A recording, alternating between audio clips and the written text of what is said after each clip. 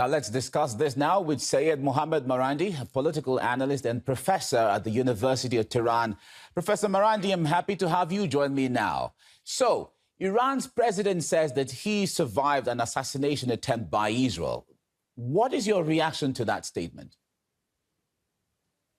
I already knew that there was an assassination attempt. I knew that on the day it happened.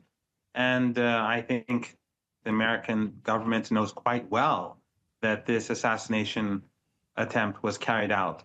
And the assassination attempt also went beyond just the president. It was also directed at other people in that meeting.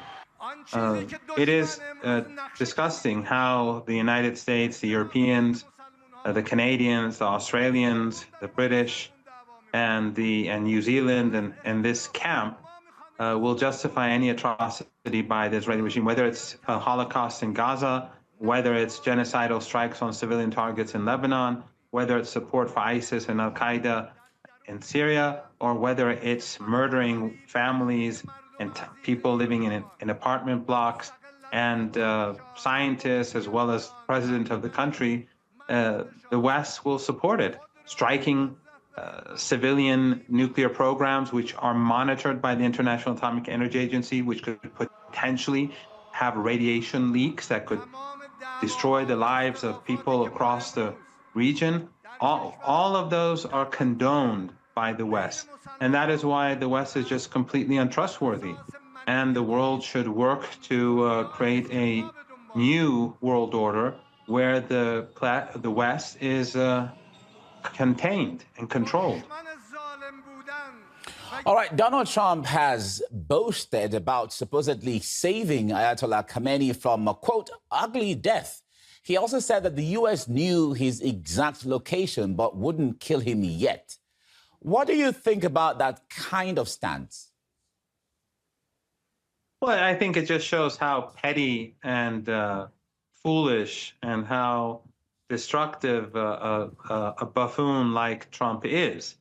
And of course, Trump was upset because Iran, by the time he made these statements, was winning the war. The Israeli regime was only successful really on day one when it carried out this blitzkrieg against Iran with the support of the United States and with the support of the West. But then when the Iranians began to fire back, we saw that after a couple of days, the tide turned.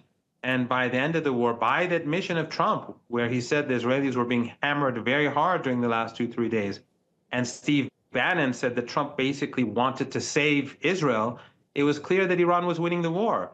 So obviously Trump, his foolish statements and his constant rambling is due to the fact that this war didn't turn out the way he was hoping.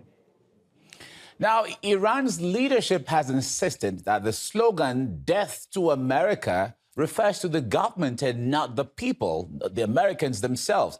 So the question one may ask is, why doesn't Iran then adopt maybe a softer phrase to express that message? Why should they? It's clear as day. We don't have to accommodate the United States. They're the ones who are sanctioning our people. They're the ones who are bombing our country. They're the ones who kill our senior officials. They're the ones who are helping the Israeli regime carry out genocide in Gaza. So we should use politically correct language that makes Trump and the likes of Trump and the neocons feel more comfortable. But we don't feel that's necessary. Death to the United States has always been directed at the regime in Washington, and they know it. All of the journalists, all of those in the elites in the United States know that death to the United States is directed at U.S. imperialism, genocide, murder, death, and destruction. Just like death to Israel is directed at a regime which is ethno-supremacist, which carries out genocide. It's not directed at Jews. We have a Jewish MP in the Iranian parliament. We have we have synagogues in Iran. We have kosher restaurants in Tehran and in other major cities. Jews travel to Iran all the time. Some of Iran's best friends are Jews who are anti-Zionist. So it's quite clear to those who want to understand reality that this is directed towards injustice, criminality, death and destruction. But the West uses language. It uses and twists the words of others in order to justify its own atrocities. Instead of worrying about the slogan, "Death to America," the United States should worry about the children that are being slaughtered every single day in Gaza, every single day. All right, now, during the 12-day war with Israel, Israeli attacks killed a number of Iranian scientists. And Iran says that's a war crime.